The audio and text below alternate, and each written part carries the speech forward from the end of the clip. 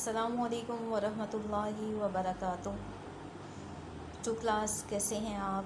امید ہے خیر و عافیت سے ہوں گے۔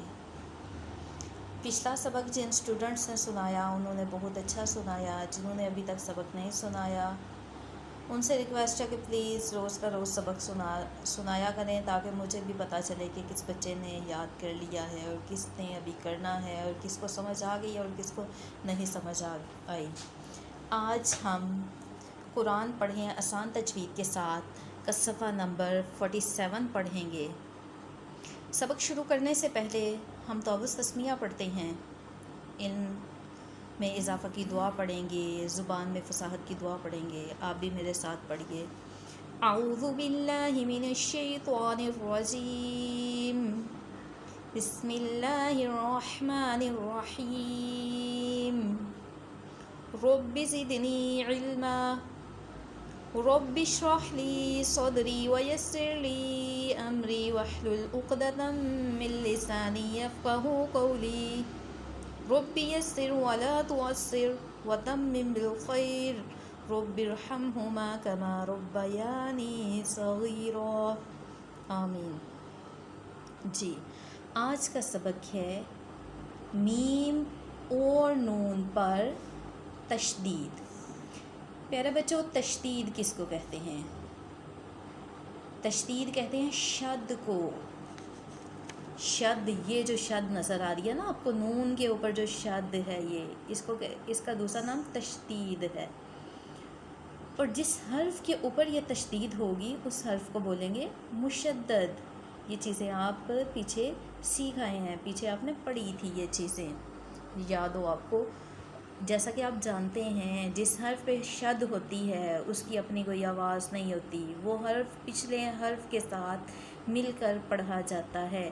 جیسے نون پہ شد ہے، نون شد والے نون کی اپنی کوئی آواز نہیں ہے، پچھلے حرف کے ساتھ یہ مل کر پڑھا جائے گا ان، اور نون کے اوپر زبر ہے، پھر وہ پڑھیں گے نا، انا، یعنی شد والا حرف 2 مرتبہ پڑھا جاتا ہے، ایک مرتبہ پچھلے حرف کے ساتھ مل کر، دوسری مرتبہ اپنی ہی حرکت کے ساتھ۔ مثلاً انا، یہ تو وہ چیزیں ہیں جو پہلے آپ سیکھ چکے ہیں۔ آج آپ کیا سیکھنے والے ہیں؟ آج آپ سیکھیں گے کہ میم اور نون پہ تشدید ہوگی، پھر ہمیں کیا کرنا ہوگا؟ پھر ہمیں وہاں پہ غنہ کرنا ہوگا۔ غنہ کس کو کہتے ہیں؟ آواز کو ناک میں لے جا کے پڑھنا۔ جیسے انا، کیسے آپ کو پتہ چلے گا میری آواز ناک میں جا رہی ہے کہ نہیں جا رہی؟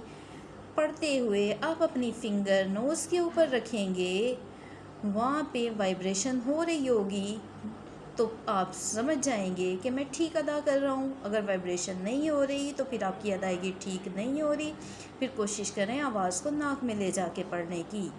تو اس کو کتنی دیر ناک میں لے کے جانا ہے؟ جتنا ٹائم ایک الف کو ادا کرتے وقت لگتا ہے۔ جیسے انا، انا، وَإِنَّا، آپ میرے ساتھ دہراتے جائیں، ثُمَّ۔ امید ہے آپ کو تشدید کی سمجھ آ گئی ہوگی اور غنہ کرنے کا طریقہ بھی معلوم ہو گیا ہوگا۔ آپ دیکھ رہے ہیں اوپر لکھا ہوا ہے 93+، اس کا کیا مطلب ہے؟ اس کا مطلب یہ ہے کہ یہ جو ورڈ ہے انا، یہ قرآن پاک میں 93 ٹائمز یا اس سے زیادہ مرتبہ آیا ہے۔ اسی طرح جو ورڈ ہے انا، یہ 600 ٹائمز آیا ہے یا اس سے زیادہ مرتبہ۔ یعنی اگر آپ ایک حرف یاد کر لیتے ہیں انا، تو اس کا مطلب ہے آپ نے قرآن پاک کے 600 حروف ادا کرنا سیکھ لیے ہیں۔ تو اس لیے آپ سے گزارش ہے کہ آپ نے جو بھی لفظ یاد کرنا ہے اس کو اچھے طریقے سے یاد کرنا ہے، تاکہ ہمیں اس کو پڑھنے کا ثواب ملے۔ انا، انا، وَإِنَّا، ثُمَّ، اِنَّا، منا، مما، عما. ٹھیک ہے، آج آپ اس کی صرف 2 لائنز یاد کریں گے اچھے طریقے سے، اور یاد کر کے مجھے سنائیں گے بھی. ٹھیک ہے، اپنا خیال رکھیے گا. السلام علیکم ورحمۃ اللہ وبرکاتہ.